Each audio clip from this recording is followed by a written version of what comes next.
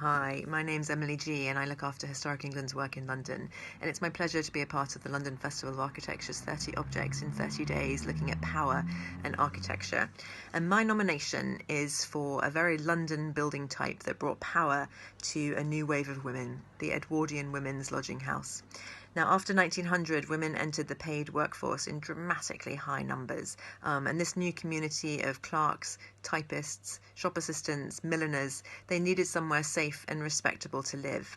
And this need was met by a group of energetic campaigners such as this one, Mary Higgs, who wrote this book, Where Shall She Live, in 1910, which compared the new working woman to a boat on the sea and the new lodging house to a lighthouse.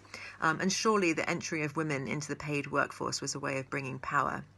And perhaps not surprisingly, many involved in the campaign and also living in these buildings were also involved with the campaign for the women's right to vote. These lodgings were emphatically not charitable institutions. They were set up on very sound and empowering business models. And my favourite, perhaps, is in Fitzrovia, designed by Beresford Pite in 1904.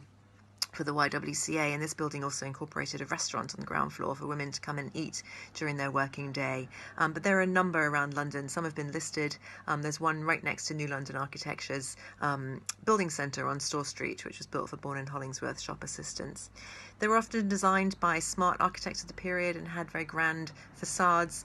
Inside they were pretty austere, long corridors of cubicles and tiny bedrooms, which gave the women very limited individual space.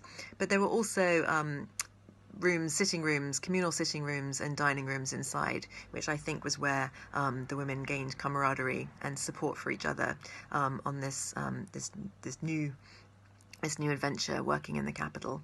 And a number had purpose-built bicycle stores designed by the architects to help women get around the city on these new machines, new empowering machines. So these buildings help to pave a way for women in the city, and for this reason I think they bring power through architecture. Thanks.